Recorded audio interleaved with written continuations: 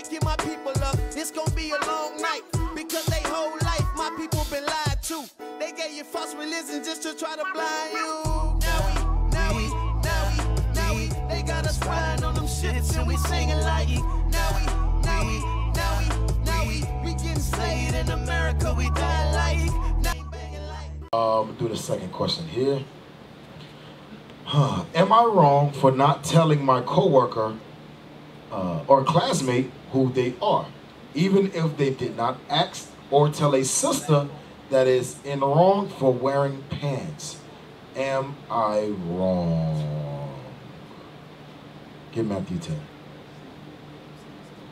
Matthew 10:16, real quick. I'm gonna spin this around a little bit. Give Matthew 10:16. Matthew chapter 10 and verse 16. You are not wrong, sister. Co-worker, you at work. We're gonna read the scripture. Read that. Matthew chapter 10 and verse 16. Behold, I send you forth as sheep in the midst of wolves. Be therefore wise as serpents. Be wise as a serpent. And harmless as doves. So, what brother can explain, how does this scripture relate to telling your co-workers or your classmates who they are, or correcting them according to the word of God? Who can explain that? Soldier Yuri. Shalom, leadership. Shalom. It's not wise to do that because you could possibly get fired. Right. You could possibly get fired. You can, get a bad rep. All that stuff. But most of the thing, they're going to fire you. Especially these days. Especially these days when they see so-called blacks and Hispanics rising up, keeping God's commandments. And we already labeled as a hate group. Right.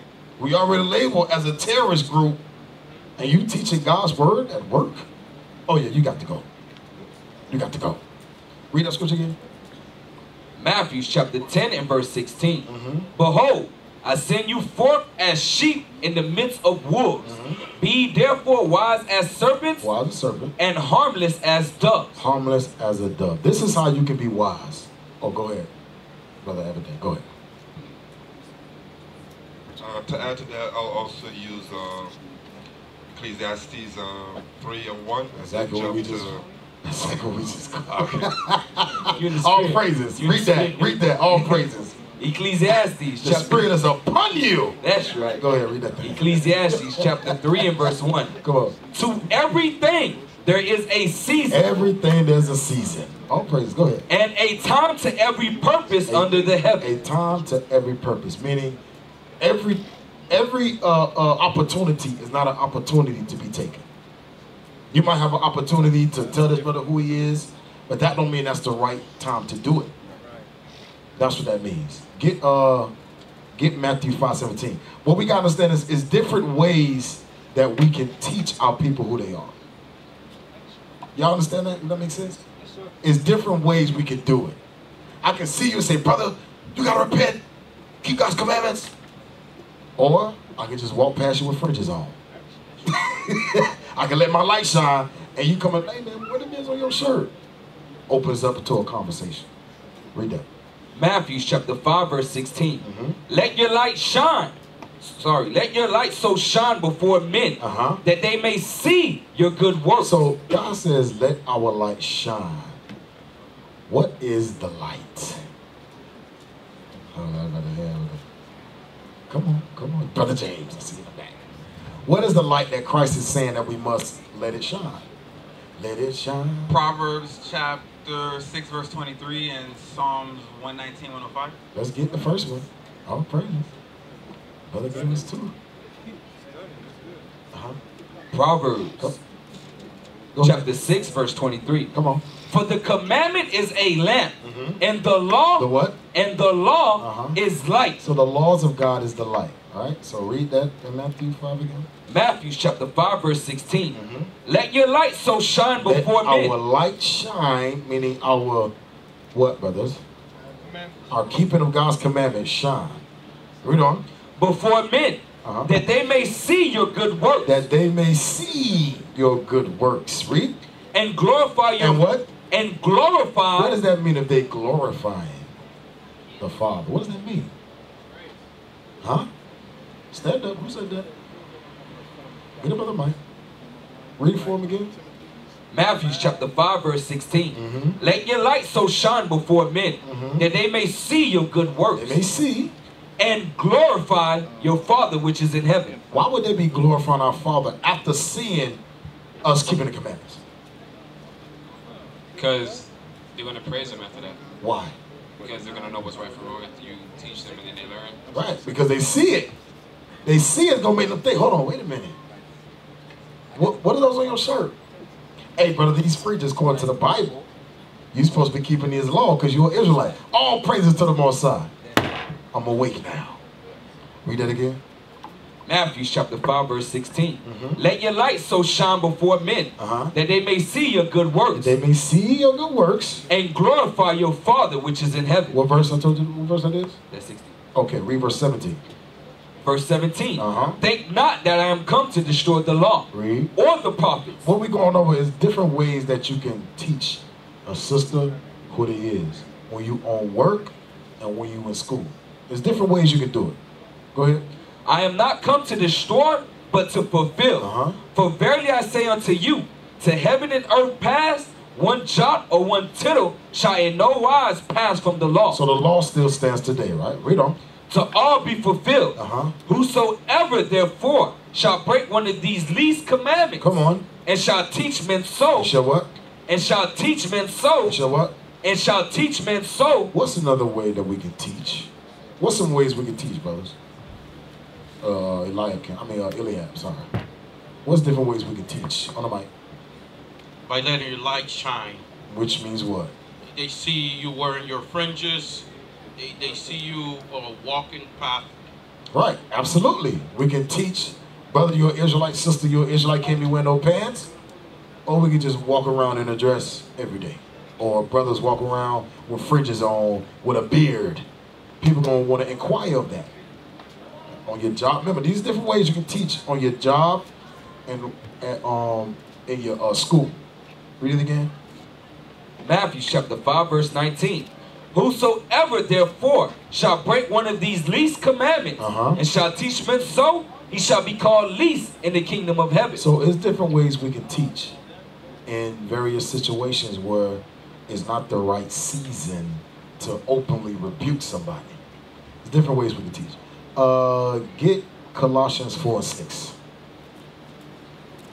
Am I wrong for not telling my co-worker or classmate who they are? No, you're not wrong, but this is certain different ways you can teach. This is different ways you can tell them. Go ahead. Chapter 4 and verse 6. Let your speech be always with grace, seasoned with salt. Do what? Seasoned with salt. Who can explain that? Brothers? Ephraim.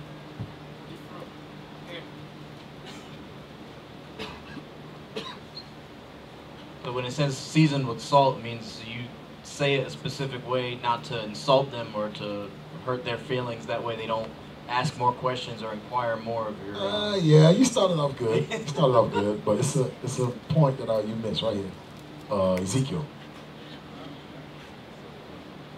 What does it mean when it says let your speech be seasoned with salt? Speak according to the Bible? The word? No. Go ahead, man. You're blinding me, brother. You're blinding me. To make it sound good to them. Right. Make it sound good. See, don't nobody in here want their meat unseasoned.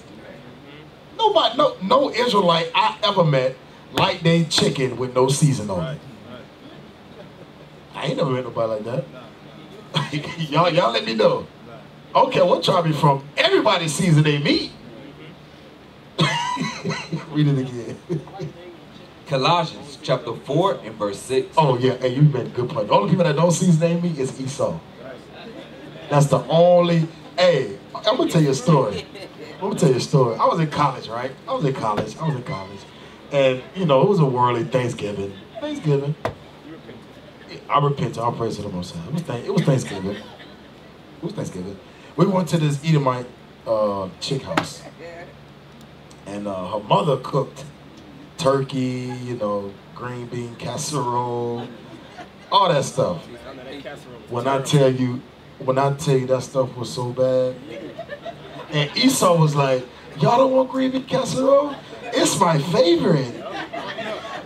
I'm like, what the hell? I've had my high school football coach was Edomite. They used to cook that stuff. That thing, man, no taste, no flavor. But the Edomite was so like happy, like good. This is my favorite.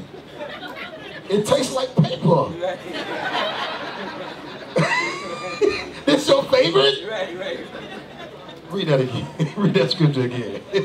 Colossians chapter 4 and verse 6. Come on. Let your speech be always with grace, seasoned with salt. So God says our speech got to be seasoned with salt. Sometimes it got to sound good to the listener.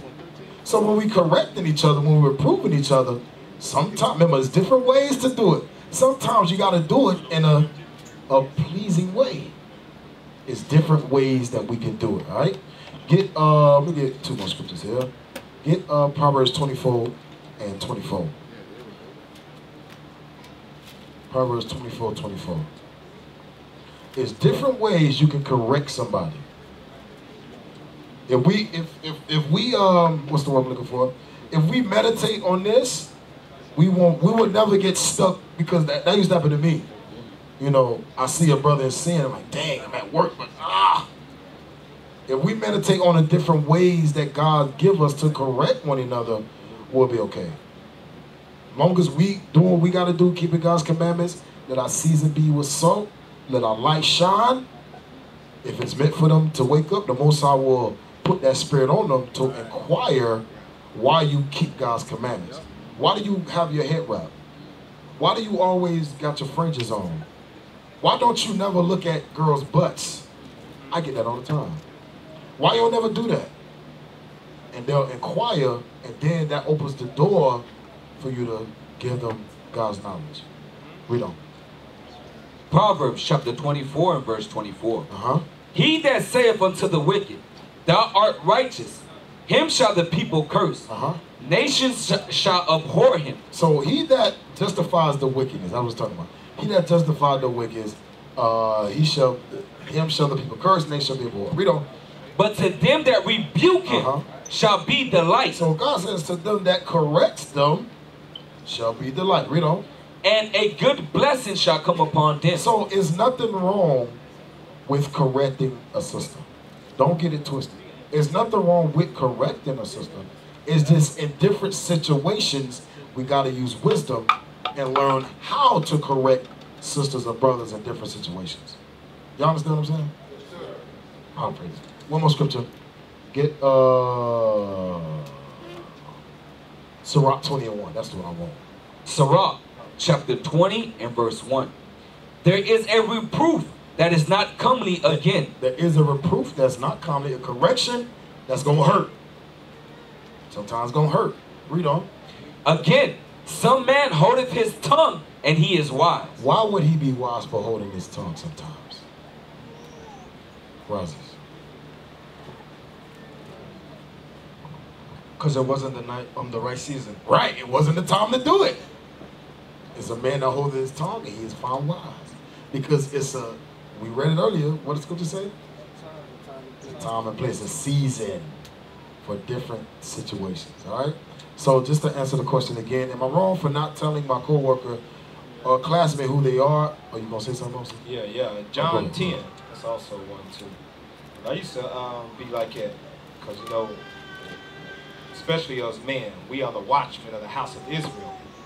And when you take your profession serious that God has called you into, this ain't no part-time hobby where I'm all Israel when I'm around the brothers, but when you don't see me, you can't tell who I am.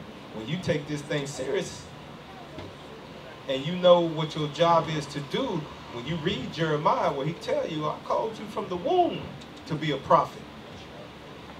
It'll start, if you don't have the wisdom to understand what you're supposed to be doing, it'll vex you. And you'll be like, damn, I got to give everybody I see a flyer because that's my job, that's my profession. And somebody walk away, you don't give them a flyer, dang, I didn't do my job. You be hurt some. But the more you start learning and coming into this thing, you understand. The more you teach people, you'll understand what. John 10. Verse 27. John chapter 10 and verse 27. My sheep hear my voice, and I know them, and they follow me. The brother, I was again trying to hint to it, but y'all didn't hit it right on the head. It was a word that started with an A. When Eliab was given every word but the word he wanted to say. When you're doing this, you're doing that, you're doing this, you're actually showing them by your what? Your actions. And in the world, they say your actions do what?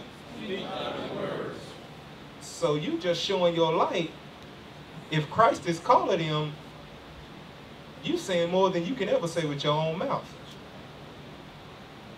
So you just doing what God told you to do, is speaking volumes. That's Christ calling out to them right there when they looking at you, and the thought goes in their mind, what in the hell is that thing he got on right there? This Negro. That's speaking louder than anything you could ever do. And if they meant to be in here, Christ at that moment would say, stop him and get a flyer. Ask him, what's he doing? Find out where they are. Go home on the internet and search that thing out. Purple niggas. See what it's saying. And they'll find their way in here. Hey, that's true, because a lot of people will look, but they won't even say nothing to you. But they'll go home and research that thing. You better believe, because we's on our way here. And I wish it was our people, but what, you know, the word don't go out void. Everybody meant to be in the kingdom, slated for the kingdom, will find their way here, somewhere. Esau, we getting in the car, they are staring. You know, in America, it's impolite to stare at people. What the hell you looking at? Esau's at the stoplight, we sitting in the car, she talked to her husband leans up like this. And the whole time the light was red, we sitting in the front seat, Officer Severa's car, they are staring through the window trying to see what our shirts say so they can go home and research it. Yep. But it's not meant for them to hear the word. I halfway blocked it too when they was trying to look. I put my stuff up here in front of them. But we knew they sitting in the car talking because the wife did not stop looking, and she's like this, squinting. But it ain't meant for them to hear. That's your people. So when they see you, they'll do their research if Christ is calling them. Brother Nehemiah, 9. Is that the same like 1 Samuel chapter 2 and 3? Yeah, the actions. Right. Soldier Pagiel, in the back. Yeah, John 10:27. Go ahead.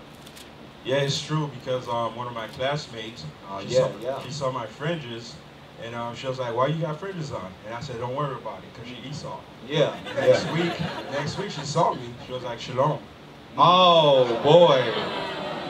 Hey, dang. They ain't even meant for them to get it. They go home and they research it. Look, Christ ain't even speaking to them. They doing their own diligent search, like it says in the Bible, Psalm 64. But you brothers and sisters, you know, you use wisdom when giving out flyers and things. It's a time and a place for all that. And when you don't do that, if they meant to be here, they'll find their way here. You ain't saving nobody. Not me, none of us in here. Christ is doing all the speaking and the saving in the end. We just vessels. That's it.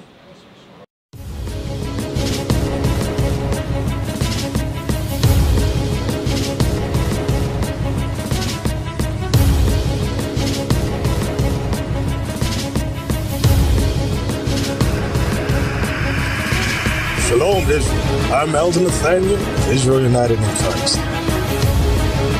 YouTube likes to shut our channels down, as some of you have noticed, ever so often. Subscribing to join IUIC will assure you will always stay connected to our YouTube accounts. We want to do our best to make sure this truth gets out. Please click and join our subscriber YouTube channel called Join IUIC to stay linked to all of our videos. So again, please make sure you subscribe to this and join IUIC channel to get your latest updates on all our YouTube channels. Shalom.